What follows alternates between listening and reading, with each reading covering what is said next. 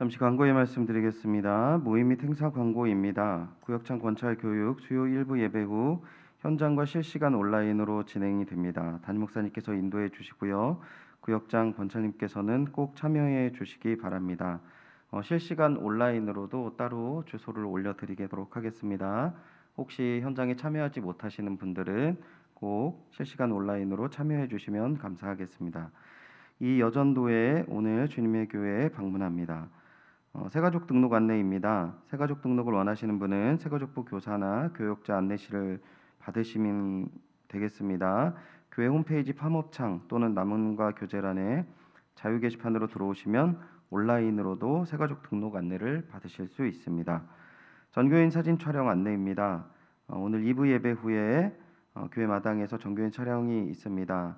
우천시는 본당에서 촬영을 합니다. 끝나지 마시고 모두 자리에서 계셔 주시고 안내에 따라서 참여해 주시면 되겠습니다. 소식 및 교우 동정입니다. 8구역 정종묵 집사님 여의도 성모병원에 입원하셨습니다. 쾌유를 위해서 기도해 주시기 바랍니다. 50구역 하문일 집사님, 최혜자 권사님 경기도 일산 동구로 이사하셨습니다. 정교인 천독 성경 읽기 마라톤 642번 최원희 성도님, 643번 이성채 장로님 하셨습니다. 감사합니다. 이상입니다. 다 같이 자리에서 일어나셔서 송영에 맞춰 묵도하심으로 주일 2부 예배를 하나님께 드리시겠습니다.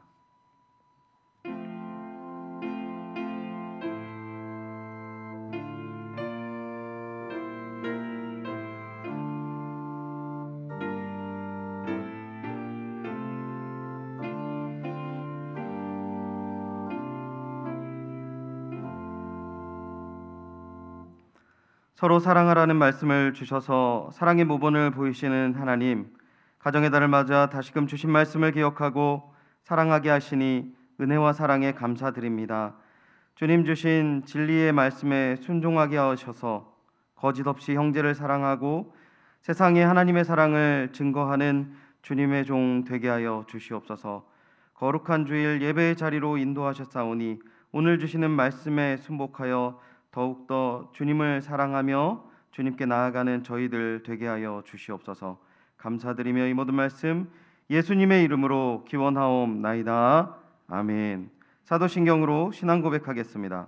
전능하사 천지를 만드신 하나님 아버지를 내가 믿사오며 그 외아들 우리 주 예수 그리스도를 믿사오니 이는 성령으로 잉태하사 동정녀 마리아에게 나시고 본디오 빌라도에게 고난을 받으사 십자가에 못 박혀 죽으시고 장사한 지 사흘 만에 죽은 자 가운데서 다시 살아나시며 하늘에 오르사 전능하신 하나님 우편에 앉아 계시다가 저리로서 산자와 죽은 자를 심판하러 오시리라.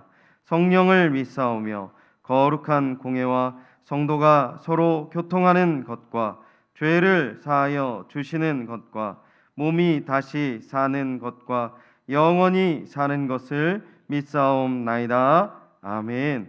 자리에 앉아주시기 바랍니다. 찬송가 67장 영광의 왕께 다 경배하며 다 함께 찬양 드리시겠습니다.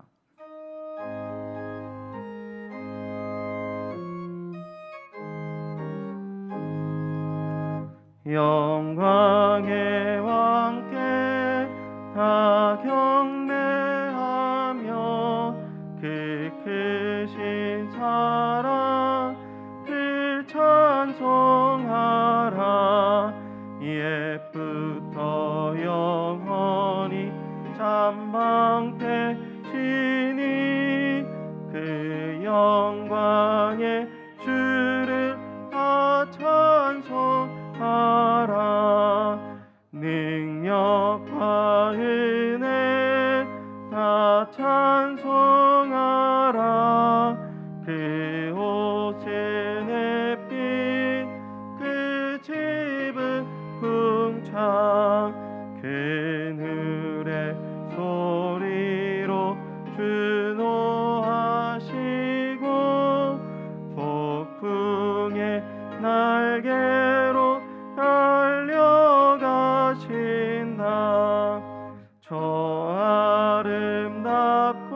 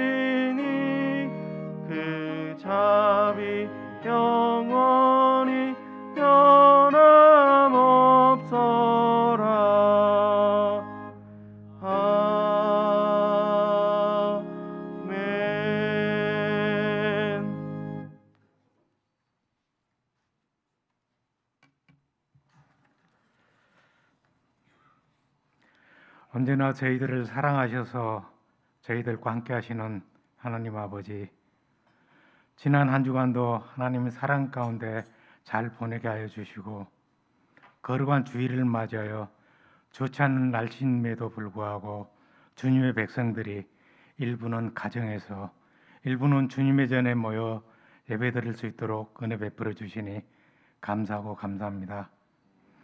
한 주간 세상을 살면서 상하고 지친 영혼을 주님 앞에 내려놓고 주님께 나아가오니 저희들을 정결하게 하사 참된 예배를 드릴 수 있도록 인도하여 주시옵소서. 저희들에게 가정을 주시고 믿음과 안식을 주시는 하나님 아버지, 5월을 가정의 달로 선기하여 주신 하나님의 크신 은혜에 감사와 찬양을 올려드립니다. 어렵고 힘든 이 시기에 무너져가는 이 나라의 모든 가정을 주님의 말씀으로 변화시켜 주시고 회복의 은혜가 넘치게 하여 주시옵소서. 믿음 안에서 평안을 누리는 모든 가정이 되게 하여 주시옵소서. 주님을 섬기는 모든 가정을 축복하여 주시옵고 그 가정을 통하여 하나님의 영광을 나타내게 하여 주시옵소서.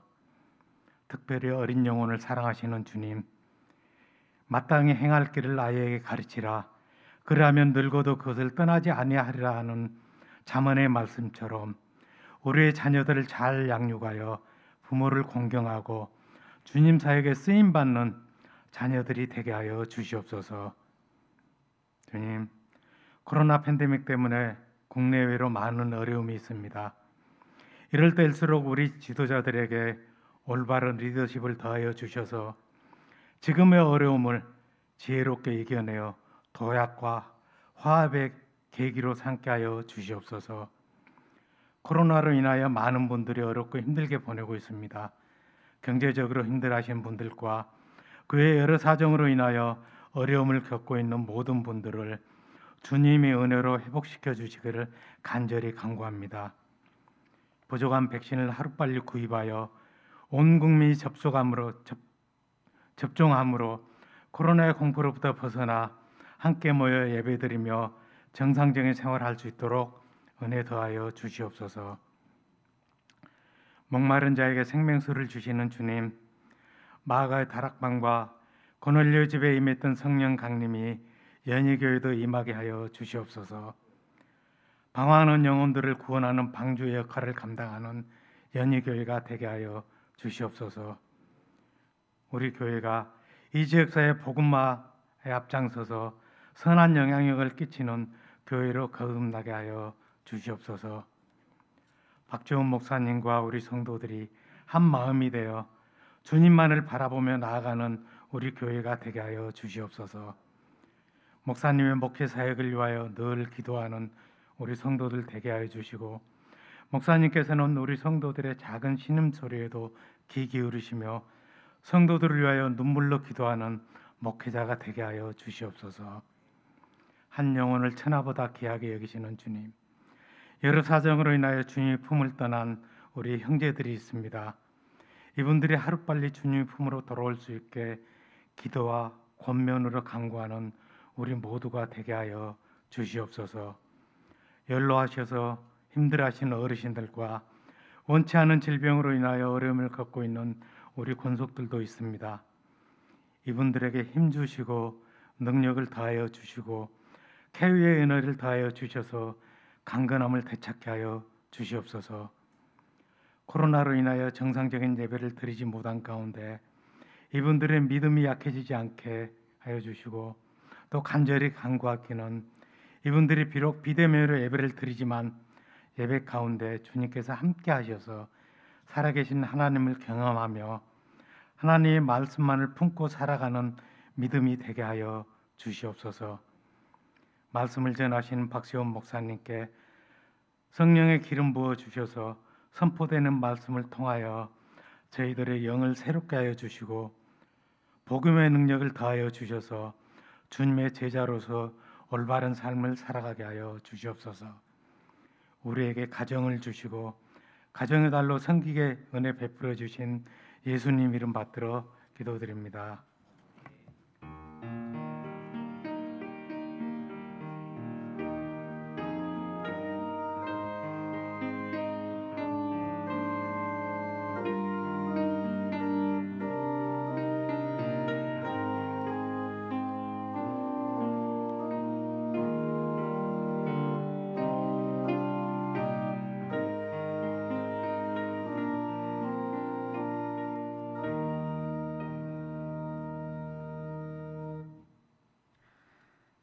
오늘 우리에게 주시는 은혜의 말씀입니다. 다 함께 겸허한 마음으로 하나님의 말씀을 갖겠습니다. 하나님의 말씀은 마가복음 4장 35절에서 41절까지의 말씀입니다. 신약 성경 58면에 있습니다.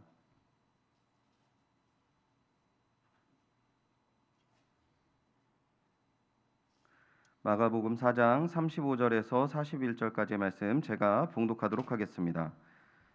그날 저물 때에 제자들에게 이르시되 우리가 저편으로 건너가자 하시니 그들이 무리를 떠나 예수를 배에 계신 그대로 모시고 가매 다른 배들도 함께 하더니 큰 광풍이 일어나며 물결이 배에 부딪혀 들어와 배에 가득하게 되었더라.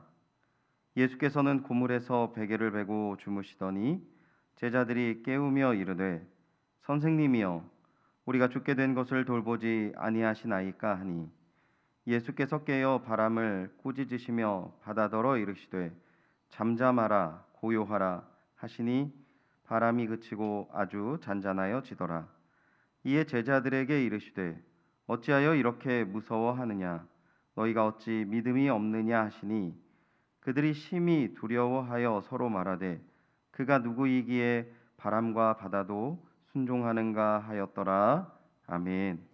이 시간 담임 목사님 나오셔서 헌금을 위해 기도하시고 폭풍 속의 임마누엘이라는 제목으로 하나님의 말씀 전해 주시겠습니다.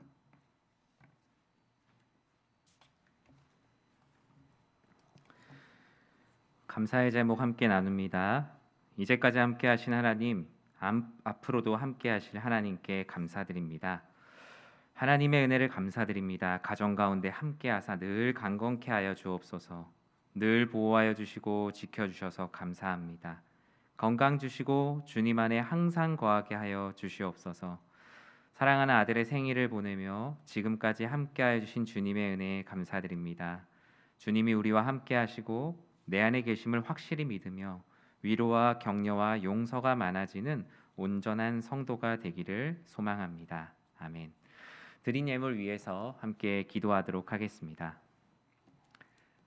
사랑이 많으신 하나님, 오늘도 우리를 너무나 사랑하셔서 주의 전으로 불러주심 너무나 감사합니다. 하나님, 예배 전에 나올 때 또 우리를 먼저 거룩한 산 제사로 드리게 하시고 또 귀한 예물도 드리게 하십니다. 오늘 드린 귀한 예물 드린 손길들 하나하나를 기억하시고 그들의 삶이 하나님 아버지의 은혜로 풍성케 하여 주시옵소서. 하나님, 예물 드리지 못한 마음의 안타까움도 주님께서 보듬어 주시고 드려진 모든 예물들과 거룩한 산제사로 드려지는 우리 모두가 하나님의 필요에 따라 쓰임받게 하여 주시옵소서.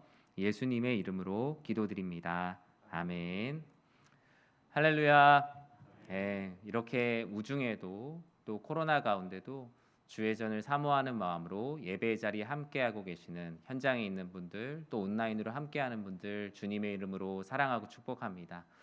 현장에 계시는 분들은 이렇게 얼굴을 뵙지만 또 온라인으로 예배드리시는 분들은 얼굴을 못 뵌 지 꽤 오래됐어요. 여러분들의 예배드린 현장 저에게 사진도 찍어주셔서 카톡으로도 보내주시고 저도 또 그거 놓고 기도하고 그러고 싶습니다.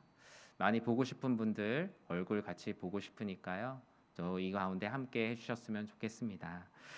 오늘 마가복음 4장 35절에서 41절 말씀 가지고 폭풍 속의 임마누엘이라는 하나님 아버지 말씀 선포합니다. 갈릴리 바다에 떠 있는 배, 참 아름답죠. 그 배 위에서 예수님께서 말씀을 전하십니다. 강단에서 전하는 말씀보다 훨씬 더 낭만적일 것 같아요. 그리고 헤아릴 수 없는 인파가 주님의 말씀을 듣기 위해서 해변에 쫙 있습니다. 너무나 아름답죠. 파도 소리가 이 주님의 음성을 막 반주를 이렇게 하듯이 쳐오고 하나님 나라의 비밀이 그곳 가운데 막 울려 퍼집니다. 정말 우리가 마치 천국의 모습처럼 그날 갈릴리의 오전은 그러했습니다. 주님께서는 모인 사람들에게 씨 뿌리는 자의 비유를 말씀하셨고 겨자씨의 비유 또한 말씀하시면서 천국이 바로 이런 거라고, 천국, 우리가 꿈꾸는 천국을 가는 데 있어서 믿음은 또 이런 것이라고 하나하나 말씀해 주시자 많은 사람들은 큰 은혜를 받았죠. 제자들도 너무 큰 자부심을 느꼈고 이분과 함께함이 너무나 큰 은혜라는 것, 내가 생업을 버려두고 이분과 함께하는 것이 너무나 감사한 일이라는 것을 느끼는 온전한 하루였습니다. 그리고 오늘 본문의 시점을 이렇게 말하고 있습니다. 35절엔 이렇게 말하고 있는데요. 그날 저물 때에 제자들에게 이르시되 우리가 저편으로 건너가자 하시니. 오전에 아주 축복된 하루가 지나가고 해가 저물고 있습니다. 여러분, 바닷가에 해가 저물 때 얼마나 아름답습니까? 그리고 오전에 너무나 좋은 일들이 있었기 때문에 그들은 아주 마음에 기쁨이 충만했어요. 앞서 말씀드린 대로 너무 좋은 날이었어요. 예수님께서 천국이 무엇인지 가르쳐 주셨고 그날 그 모습들을 보는 제자들의 마음도 너무나 기뻤고 군중들의 피드백이 너무 좋다는 게 막 느껴졌어요. 주님의 말씀에 막 반응하고 처음 주님을 만난 이들도 그 가운데 기쁨이 넘쳤죠. 최소한 천국의 비밀까지는 군중들이 잘 모르더라도 저 주님의 말씀을 듣고 싶고 더 많이 깨닫고 싶어하는 많은 사람들이 생겨나기 시작했습니다. 제자들은 이에 너무나 기분이 좋았어요. 사실 같은 장면을 묘사하고 있는 공간복음인 마태복음과 누가복음에는 오늘 본문 앞부분의 이야기를 자세하게 기록하진 않습니다. 마가만이 이 부분을 섬세하게 기록하고 있죠. 그날 오전부터 있었던 일들을 연속성 있게 전하면서 오늘 본문에 해당하는 부분이 어떤 상황에서 이루어졌는지를 충분히 설명하고 있습니다. 예수님께서 제자들에게 입을 열어 이제 말씀하셨어요. 우리가 저편으로 가자. 오늘 여기서 할 일은 다 했으니 오늘 우리가 저편으로 가자. 저편은 어디입니까? 마가복음 5장을 보면 추론할 수 있겠지만 거라사인들이 살고 있는 지방이었죠. 예수님은 제자들과 무리를 떠납니다. 그런데 말씀을 전하시던 배에서 다시 땅으로 내려셨다가 가는 게 아니라 배에 탄 그대로 떠납니다. 아무래도 초저녁이 넘은 시간이었고요. 해변에 내렸다가 다시 가면 시간을 많이 지체할 수밖에 없기 때문에 배에 탄 그대로 거라사인의 지방으로 건너가게 됩니다. 예수님과 제자들만 우리는 떠났다라고 우리는 생각하는데요. 마가는 자신의 복음서에서 자신만의 특종을 기록하고 있습니다. 36절을 우리 같이 한번 읽어볼까요? 그들이 무리를 떠나 예수를 배에 계신 그대로 모시고 가매 다른 배들도 함께 가더니. 다른 배들이 있습니다. 많은 성화에는 예수님 탄 배를 중심적으로 그리고 있지만 다른 배들이 같이 갔어요. 즉 예수님께서 그날 오전에 전한 말씀이 상당한 임팩트가 있었다는 거예요. 그들 역시 다음 날에 생업이 있었을 텐데 예수님을 따라 같이 배를 타고 동쪽으로 건너가는 많은 이들이 있었다라는 겁니다.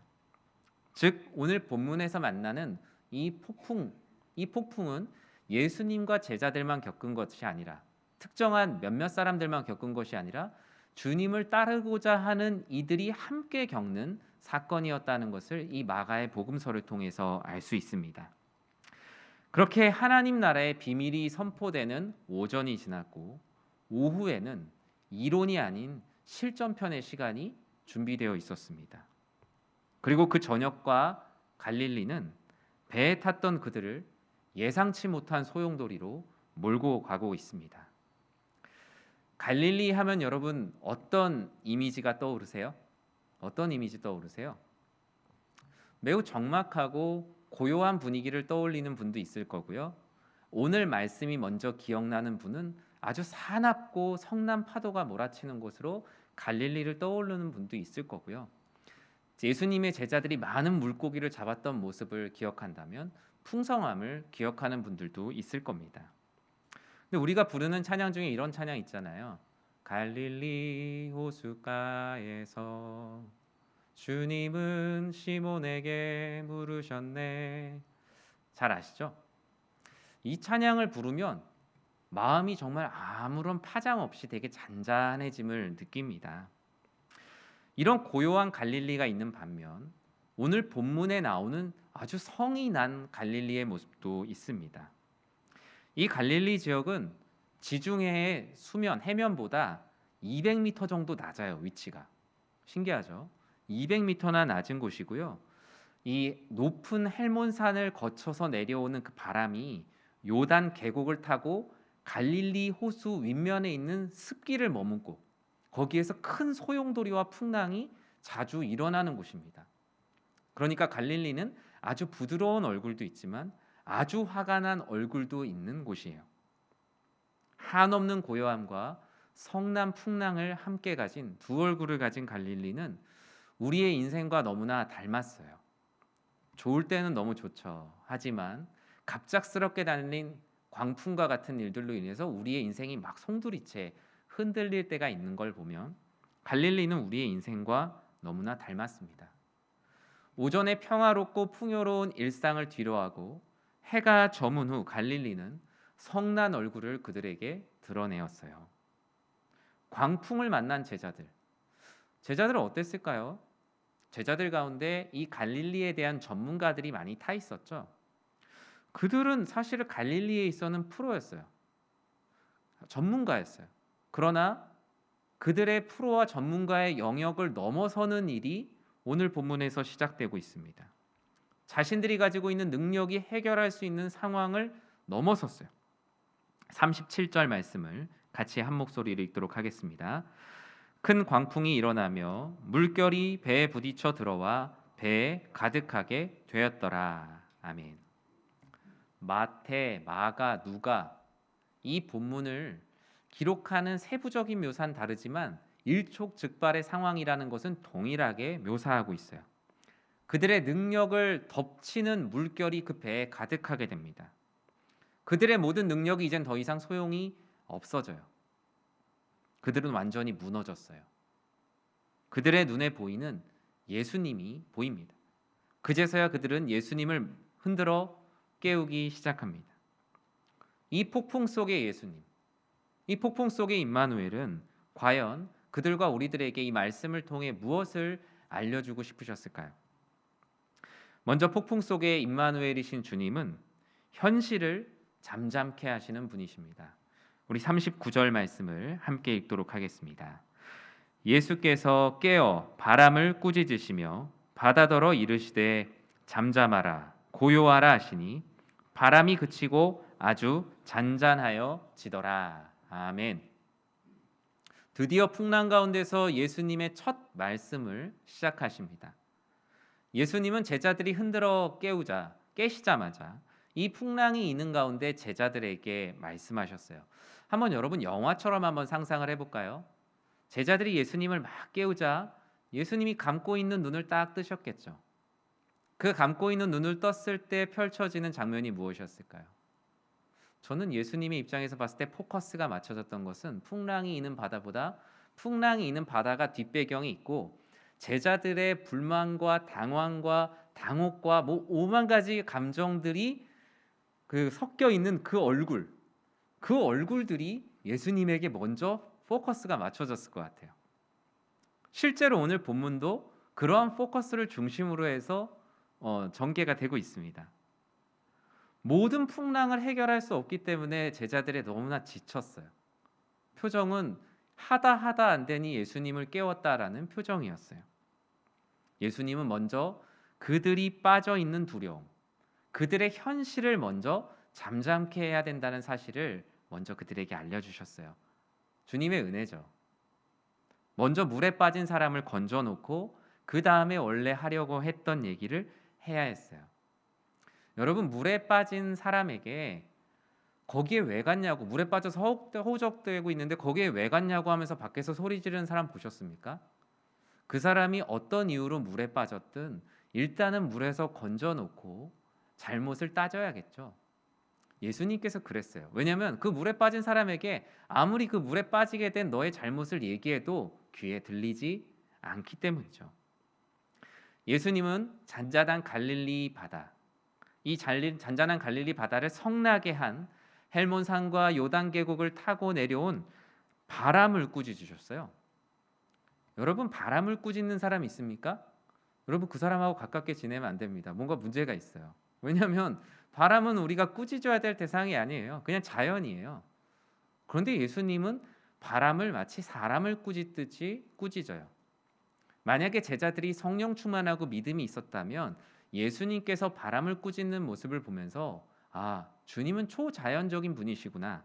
세상 모든 피조물을 마치 인격과 같이 꾸짖고 그의 말씀 앞에 복종케 하시는 하나님이시구나라는 것을 알아야 될 텐데 제자들은 지금 그런 상황이 되지 못했죠. 그렇지만 주님께서는 일단 그들의 마음을 두렵게 하는 바람을 꾸짖으시고 물결을 잔잔케 하셨습니다. 그런데 오늘 본문은 그것을 무엇이라 말합니까? 바람이 예수님의 말씀에 사람처럼 순종하였다라고 말합니다. 결국 주님께서 이 모습을 통해서 현실을 잠잠케 하시면서 보여주셨던 건 너의 현실을 잠잠케 하는 이도 나다. 그리고 또 한 가지, 나는 바람과 바다도 다스리는 이 세상을 창조한 하나님이며 하나님의 아들이심을 이 마가복음의 가운데 보여주고자 하셨던 것입니다. 당연히 물결도 그쳤고 주님의 말씀이니 잠잠해졌고 고요해졌어요. 사랑하는 성도 여러분, 이것이 하나님의 은혜입니다. 하나님이 때로 우리들에게 직접적으로 바로 가르쳐 주셔야 되는 것이 있지만 우리의 신앙의 수준에 맞게 우리가 신앙적으로 너무나 떨어져 있고 믿음이 낮아져 있을 때 일단 그 모습에서 건져 주시는 것이 바로 주님의 은혜예요. 빠져 있는 자에게 왜 빠져 있냐고 먼저 질책하기보다 먼저 정상의 자리로 세워 주십니다. 우리의 인생에서 만난 갑작스러운 고난과 환난으로 인해 전의를 완전히 상실한 것 같은 때가 있죠. 주님은 그 상실한 전의를 먼저 회복시켜 주세요. 사업을 해야 되는데 돈이 없습니다. 치료를 받아야 하는데 현대의학 기술로는 더 이상 감당할 수 없는 상태라고 합니다. 앞으로의 인생과 노후를 준비해야 되는데 하루를 살기도 버거울 때 우리는 이때가 바로 제자들이 얘기한 죽게 된 때라고 합니다. 주님은 이런 죽게 된 때를 먼저 잠잠케 하시고 고요하게 하시며 이 모든 상황들을 정리해 주세요. 38절은 이렇게 고난의 때에 예수님의 모습과 우리의 모습을 비교하여서 보여줍니다. 우리 38절 말씀을 함께 읽어보겠습니다. 예수께서는 고물에서 베개를 메고 주무시더니 제자들이 깨우며 이르되 선생님이여 우리가 죽게 된 것을 돌보지 아니하시나이까 하니. 우리가 죽게 된 것을 돌보지 아니하십니까? 죽게 된 상황 가운데 제자들은 마음과 모든 상황이 막 요동치고 있는데 예수님은 주무시고 계세요. 평안한 모습으로 그 모습을 보여주고 계세요. 제자들은 자신의 처지를 예수님께 한마디로 어필합니다. 왜 우리가 죽게 된 것을 주님 돌보지 않으십니까? 사랑하는 성도 여러분, 과연 예수님께서 우리가 죽게 된 것을 돌보지 않고 계실까요? 아니죠. 가장 큰 증거는 그리스도의 십자가의 죽음입니다. 우리가 주님을 알지 못하고 죄의 타락의 상태에 있을 때 주님께서 그 모습을 돌보지 아니하셨습니까? 쟤네들 참 죽을 것 같으니 참 안 됐다라고 동정하는 것으로 그치지 않으시고 육신을 입어 이 땅에 오셔서 십자가에 대신 죽으심으로 우리들에게 사망에서 생명으로 옮기는 은혜를 주셨어요. 여전히 돌보고 계셨어요. 이 배에도 마찬가지입니다. 예수님이 배에서 죽게 된 것을 보시고 배에서 내리셨습니까? 예수님은 여전히 그 배에 함께 하고 계셨어요. 예수님은 깨어나셔서 아무런 말씀을 하지 않으시고 우리가 죽게 된 것을 먼저 돌보셨어요. 바람을 꾸짖으시고 바다를 잔잔케 하셨어요. 하나님의 너무나 크신 은혜죠. 그러나 예수님은 이러한 현실만 잠잠케 하시고 오늘 본문을 끝내지 않으셨습니다. 그보다 더 중요한 본질을 잠잠케 하시고 그 모습을 알려주고 싶으셨어요. 이렇게 폭풍 속의 임마누엘은 본질을 잠잠케 하시는 분이세요. 눈에 보이는 풍랑보다 예수님에 맞춰진 포커스는 그것으로 인해 요동치고 있는 그들의 심령이었어요. 그들의 신앙이었어요. 40절 말씀을 같이 한번 읽어볼까요? 이에 제자들에게 이르시되 어찌하여 이렇게 무서워하느냐? 너희가 어찌 믿음이 없느냐? 갑자기 믿음 얘기를 하세요. 근데 이게 정말 주님께서 하고 싶은 말씀이셨어요. 앞서 물에 빠진 사람 먼저 구해놓자라는 심정으로 바다와 바람을 잠잠케 하셨습니다. 왜냐하면 제자들은 자신들의 죽게 된 상태로 인해서 어떤 말씀도 들리지 않는 상태였거든요. 여러분 신앙생활하다 보면 바로 이렇게 어떤 말씀도 들리지 않은 것 같은 상태가 있습니다. 자녀들이 내 뜻대로 막 자라지 않고 부모님과의 갈등이 있고 경제적인 상황에서 뭐 하나 제대로 풀리는 일이 없어요. 앞으로의 진로도 불분명하고 직장 생활은 어떻게 해야 하며 내 노후는 어떻게 준비해야 하며 내 신앙생활은 어떻게 해야 될지 정신이 없어요. 그러다 보면 오히려 아무리 말씀하시는 주님의 말씀이 들리지 않을 때가 있어요. 주님은 먼저 들리는 상태로 바꿔놓으셔야 했었죠. 여러분 정신을 못 차리는 사람을 놓고 이야기할 때 어떻게 하죠? 막 정신없이 얘기하는 사람이 있을 때 그 사람 어깨를 딱 잡습니다. 어깨를 딱 잡고 그 사람의 눈을 바라보면서 얘기합니다. 진짜로 그 사람이 마음 가운데 혼돈이 있을 때 어깨를 잡고 눈동자를 바라보는 것처럼 주님께서 제자들에게 말씀하셨어요. 뭐라고 말씀하셨습니까? 왜 이리 무서워하냐? 왜 이리 난리냐? 그리고 너희가 어찌 믿음이 없느냐? 제자들은 사실 이 말씀을 들었을 때 황당하기도 했지만 그들의 내면에 요동치고 있는 그 물결이 갑자기 막 느껴지기 시작했어요. 이전엔 밖에서 일어나는 일들만 막 느꼈는데 왜 이리 믿음이 없느냐라는 말씀이 심령에 확 자리잡히게 되자 자신들의 마음이 얼마나 요동치고 있는지, 밖에 요동치고 있는 바다를 보다가 자신의 내면을 갑자기 바라보게 되었습니다. 이 공동번역본에서는 이 부분을 이렇게 말하고 있어요. 4장 40절의 공동번역본에서 이렇게 말합니다. 그렇게 하시고 나서 예수께서는 그들에게 왜 그렇게들 겁이 많냐? 아직도 믿음이 없냐라고 책망하셨다. 결국 믿음의 문제예요. 마태는 이 말씀을 믿음이 적은 자여라고 얘기하거든요. 그런데 마가는 이 부분을 더 심각하게 봤던 것 같아요. 마가는 믿음이 적다가 아니라 믿음이 없느냐라고 오늘 본문을 기록하고 있어요. 정도의 차이는 있지만 키워드는 믿음이에요. 그만큼 마가는 이 폭풍 속에서 드러난 가장 큰 문제는 배가 좌초되는 문제가 아니라 우리의 인생과 우리의 영혼이 좌초되는 것과 같은 믿음의 문제가 가장 중요하다는 것을 강조하고 있죠. 특별히 아직도 믿음이 없냐라고 말하고 있는데요. 무슨 의미입니까? 이것은 풍랑이 일어났을 때 제자들의 태도를 보고 있어요. 제자들의 태도를 보니 아직도 믿음 없는 모습이 드러납니다. 풍랑이 처음 일어났겠죠. 처음 일어났을 때 제자들이 어땠을까요? 100번 양보해서 얘기해 보는 겁니다. 예수님을 그때 바로 차라리 깨웠으면 좋았을 텐데 그들은 스스로의 능력으로 먼저 해봅니다.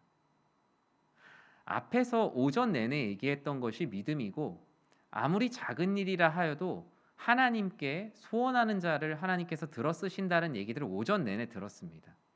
그런데 실전에서 이게 작동이 안 되는 거예요. 믿음으로 구원을 받는다, 믿음으로 살아간다라는 말을 머릿속에서는 많이 배웠는데 막상 풍랑이 닥치니까 기억이 안 나는 거예요. 제가 올해 민방위 마지막이더라고요. 그런데 민방위 훈련 가면 훈련을 받아요. 심폐소생도 받고 뭐도 받는데 근데 거기에서 그런 걸 합니다. 아무리 여기 이론으로 배우셔도 소용이 없어요. 집에 가셔서 가족들이랑 꼭 해보세요. 해보지 않으면요. 머릿속에 믿음이라는 게 관념적으로 남아있어요.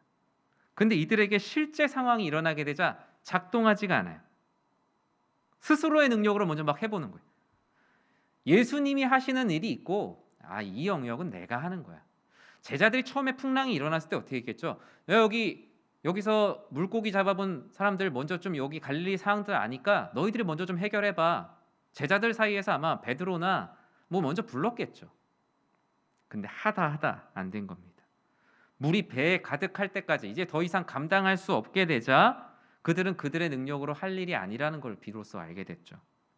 그제서야 예수님을 흔들어 깨웠던 겁니다. 근데 우리 신앙생활도 그렇습니다. 우리 신앙생활 우리가 예수님께서 함께 하신다라는 임마누엘 하나님을 믿는다는 그 큰 믿음까지는 못 가더라도 작은 일이라도 주님께 여쭙고 나아가야 되는데 보통 내가 하다 안 됐을 때 그제서야 예수님을 흔들어 깨우죠.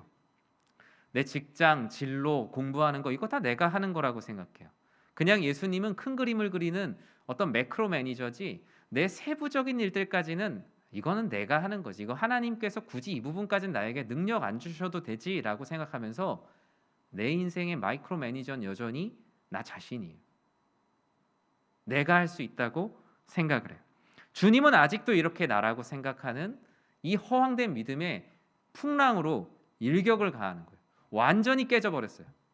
그들이 자신했던 모든 신앙의 모습들이 하나도 남지 않고 산산조각 되어버린 겁니다. 주님께서 이렇게 말씀하시는 거예요. 아직도 나를 믿지 못하느냐? 내가 이 배에 있는데 아직도 나를 믿지 못하느냐? 아직도 나에 대한 믿음이 없느냐? 오전 내내 그렇게 들었는데 왜 아직도 나에 대한 믿음이 없느냐? 오늘 말씀은 우리들에게 이런 일격을 가하는 거예요. 더 쉽게 표현하면 주님께서는 왜 너는 처음부터 나를 깨우지 않았느냐? 왜 너가 다 할 수 있을 것처럼 다 하다가 꼭 이렇게 극단적인 상황이 돼서야만 나를 흔들어 깨우는 너의 그 마음의 중심은 무엇이냐라고 오늘 말씀은 우리들에게 말씀하고 있는 거예요. 그것은 믿음이 아니야. 너는 아직도 여전히 너를 믿고 있어. 그건 믿음이 아니야. 이것이 바로 풍랑이 있는 가운데 제자들에게 주시고자 했던 주님의 말씀인 거예요. 아직도 믿음이 없느냐라는 두 번째 의미는 관계의 문제예요. 너는 나랑 과연 무슨 관계냐? 제자들은 주님을 깨우면서 주님을 선생님이라고 부릅니다. 그들이 처음 주님을 인격적으로 만나지 못했을 때의 모습 그대로 다시 돌아가요. 매우 다급하고 원망이 섞인 말투죠. 선생님, 도대체 이 배에 계시면서 뭐 하시는 겁니까?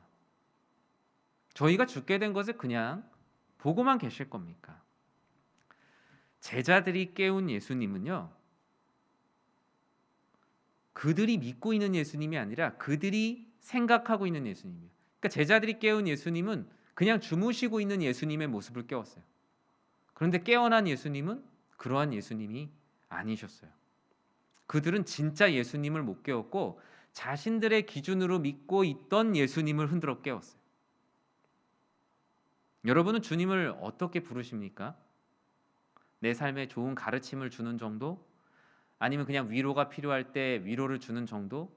아니면 실체는 없지만 그냥 기도하면 마음이 편해지는 분? 아니면 내 소원을 들어주기 위해서, 아니면 나에게 삶의 서비스를 제공해주기 위해서 존재하는 분? 우리가 주님을 어떻게 부르느냐에 우리의 믿음의 수준이 결정됩니다. 베드로가 예수님께 고백했던 거 기억나시죠? 그날 주님께서 제자들에게 물어보셨잖아요. 가이사랴 빌립보에서 사람들이 나를 누구라 하느냐? 이 질문은 뭐예요? 사람들이 믿고 있는 나에 대한 믿음의 수준은 무엇이냐라고 얘기하니까 제자들이 얘기해요. 어떤 사람 예레미야라고 하던데요. 어떤 사람 세례 요한이라고 하던데요. 어떤 사람 큰 선지자라고 하던데요. 그들이 고백하는 믿음의 수준이었어요. 그런데 베드로의 마음 가운데 하나님의 감동이 넘쳐서 주는 그리스도시요 살아계신 하나님의 아들이십니다. 주님께서 뭐라고 하셨어요? 바요나 시몬아, 내가 정말 잘하였다. 그의 믿음의 수준이 주님께서 보시기에 흡족한 수준이었어요.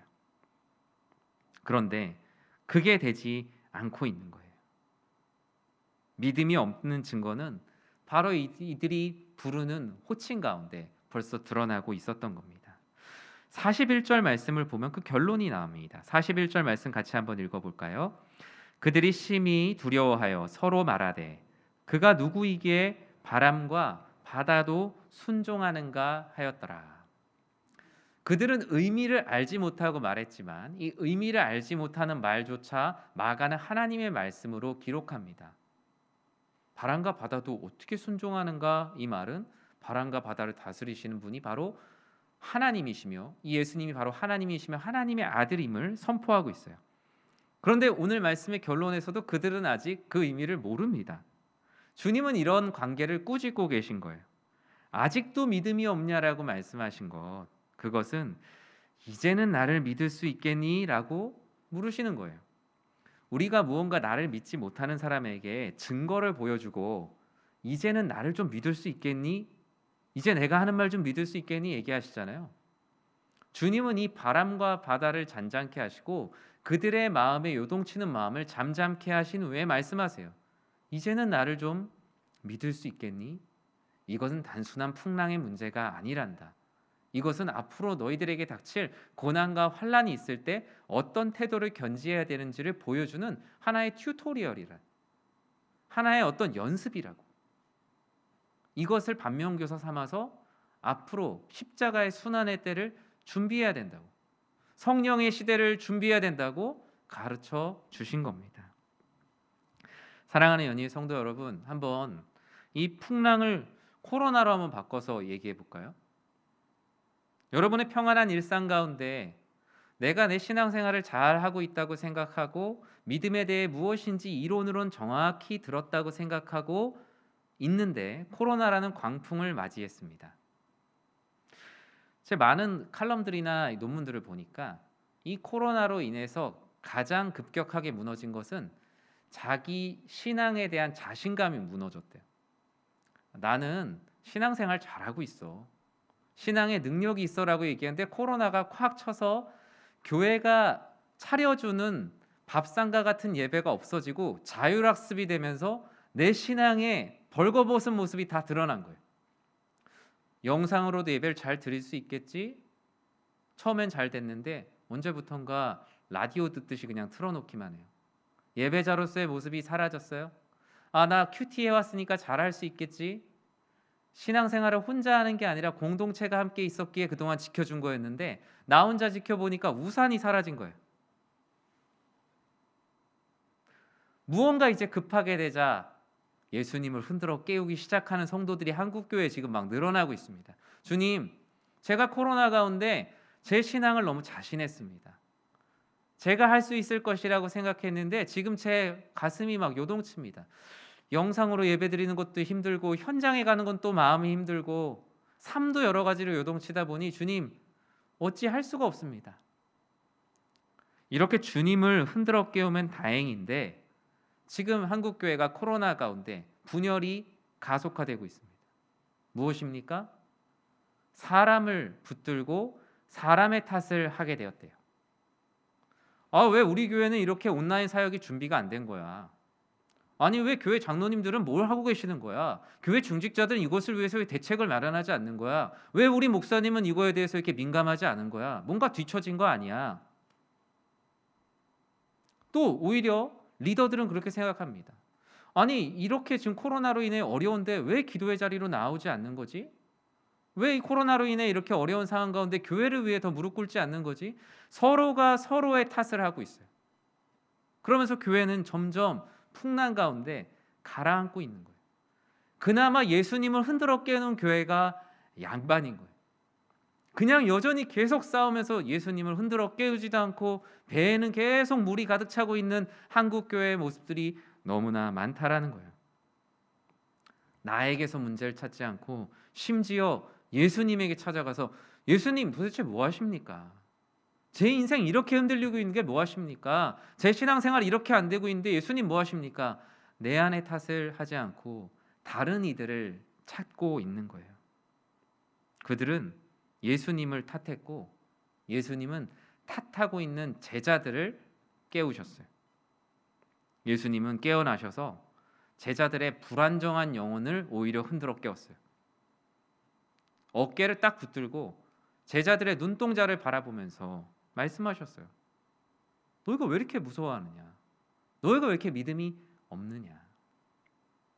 그 말씀 이전에 잠잠하라, 고요하라라고 말씀하신 그 음성은 바람과 바다에게만 말씀하신 것이 아니라 그들의 심령 가운데 주시는 하나님의 말씀이었던 거예요.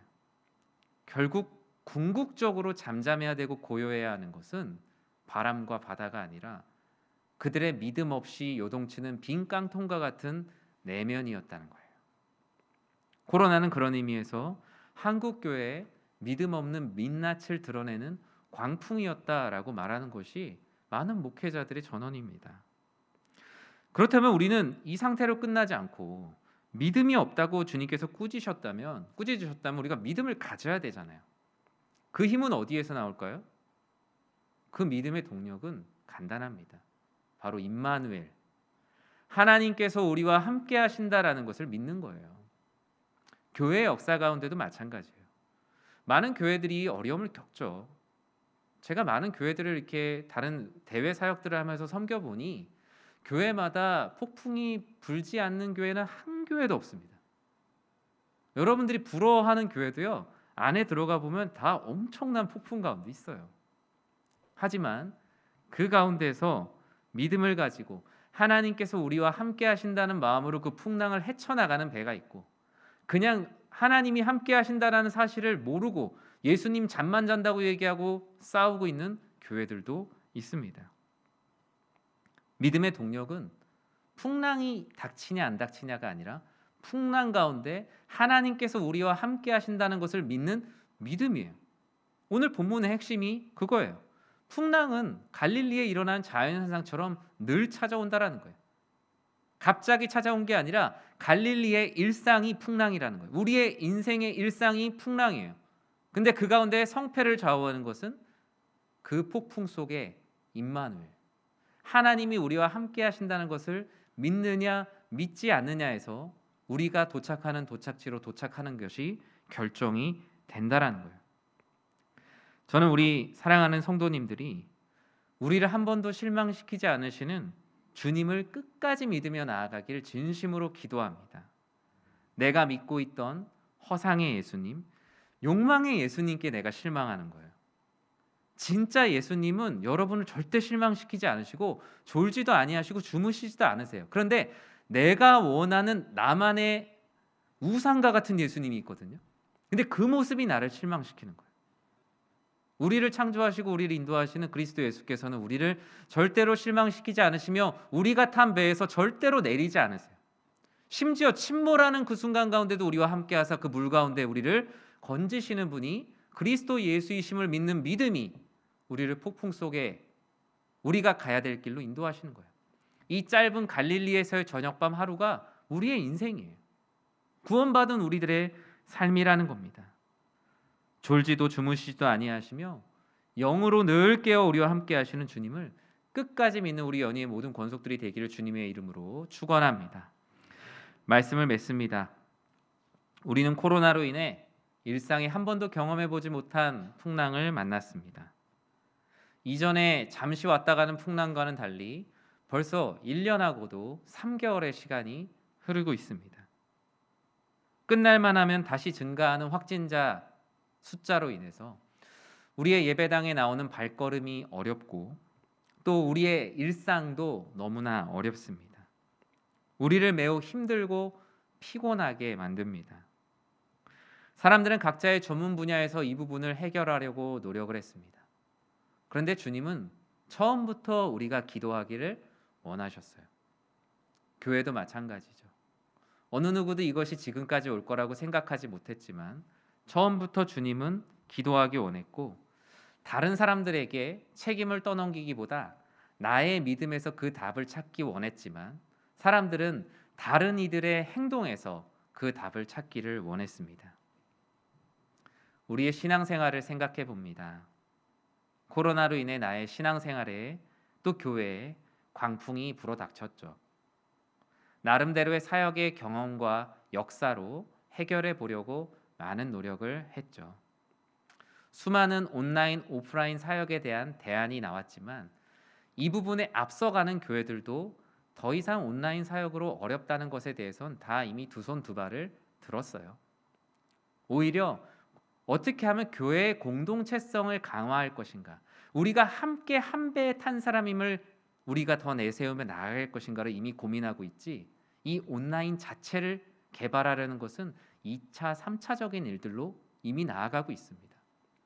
어쩌면 지금 그 뒤를 그냥 따라가, 맹목적으로 그냥 그 뒤를 따라가는 교회들이 더 많은 것은 안타까운 일이죠. 배에 물이 계속 들어타는 것처럼 끝날 줄 모르는 긴 시간은 우리의 신앙생활을 점점 삼켜가고 있습니다.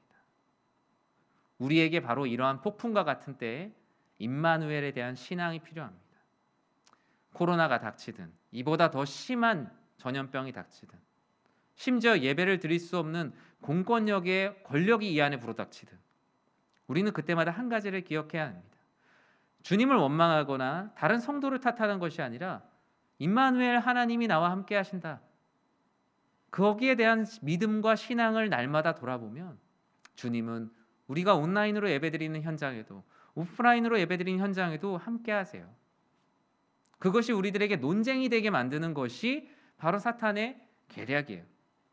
그 안에서 패를 가르고 하나님의 임재에 대한 고민보다 무엇이 맞느냐를 가지고 싸우는 그러한 분쟁은 우리들 안에 더 이상 들어오지 않아야 될 겁니다.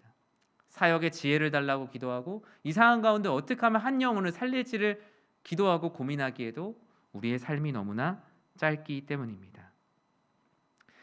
그렇게 될 때 우리가 비로소 잠잠해집니다. 비로소 고요해집니다. 다른 사람을 탓하는 것이 아니라 내 안에 믿음을 돌아볼 때 내가 속한 공동체가 고요해지고 잠잠해집니다. 내 정신없는 신앙의 자리가 정리가 돼요. 저는 이런 잠잠하라, 고요하라 라고 말씀하시는 그 말씀이 여러분의 모든 삶의 현장 가운데 크게 들리기를 진심으로 기도합니다. 이 잠잠하라, 고요하라 라는 말씀의 원어적인 뜻은 거대한 고요, The Great Calm이라고 합니다. Great Calm 또는 Completely Calm, 완전한 고요라고 얘기해요. 세상이 흉내낼 수 없는 모든 것을 완전히 고요하게 만드는 이 말씀, 잠잠하라 고요하라는 말씀이 바로 거대한 고요라고 말합니다. 여러분의 신앙에 흩어지고 정리되어 있지 않은 모든 문제들이 이 주님의 말씀, 이 거대한 고요로 인해서 잠잠한 평안을 찾기를 기도합니다. 마치 아무 일도 없었던 것처럼 예수님과 제자들은 거라사인의 지방에 내리게 됩니다. 그리고 그곳에서 또 주님의 많은 역사들은 계속 일어나는 복음서의 이야기들이 5장, 6장, 7장 계속 이어지게 되죠. 여러분들의 삶도 그렇게 될 겁니다. 여러분들의 삶도 주님께서 베풀어 주시는 은혜와 능력이 계속 펼쳐지는 삶이 될 겁니다. 그러한 임마누엘에 대한 믿음을 가지고 희망을 가지고 나아가는 우리 연희교회 모든 성도님들이 되시기를 진심으로 기도합니다. 이 시간 다 같이 일어나셔서 찬송가 400장 함께 찬양 드리도록 하겠습니다.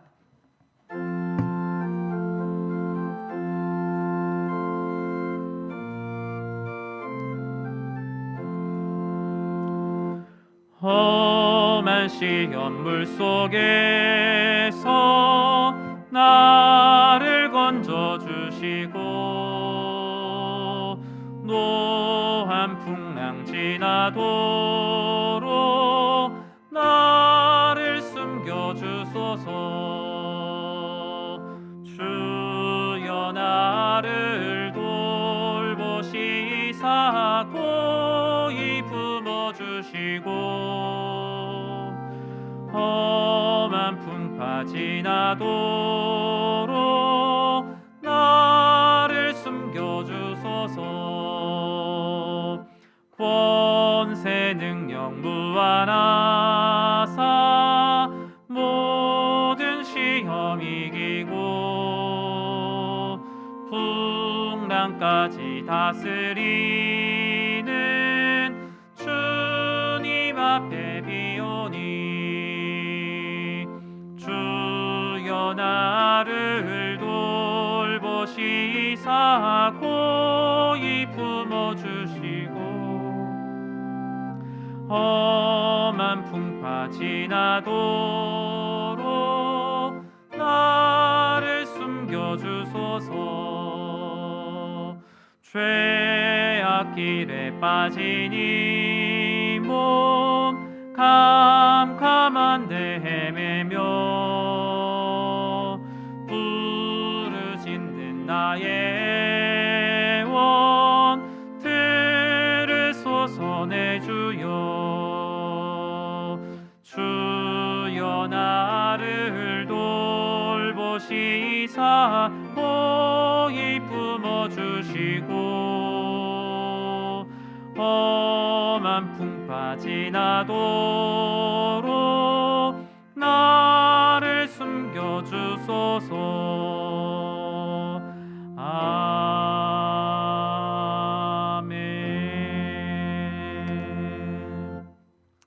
사랑의 하나님, 사랑하는 주님께서는 자신이 주님임을 믿었습니다.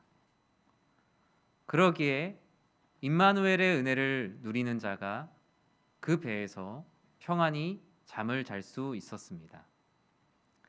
하나님이 하나님 자신을 믿었던 그 믿음처럼 우리도 주님을 믿기 원합니다.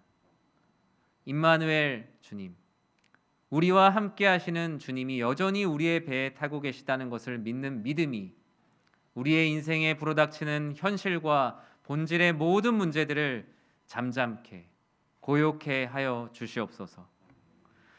이제는 교회의 머리가 되시는 우리 주 예수 그리스도의 은혜와 하나님의 사랑과 성령 하나님의 감화와 감동, 우리를 성령으로 충만하게 하심이 하나님을 사랑하여 주님의 말씀인 잠잠하라 고요하라는 말씀 앞에 우리의 어지러진 신앙생활이 정돈되고 또 내가 믿음의 사람으로 임마누엘을 믿으며 폭풍 가운데 행하길 원하는 사랑하는 연희의 모든 성도들 머리 위에 그들의 가정과 사업장, 자녀들 가운데 주님의 크신 은혜가 영원토록 함께 있을지어다.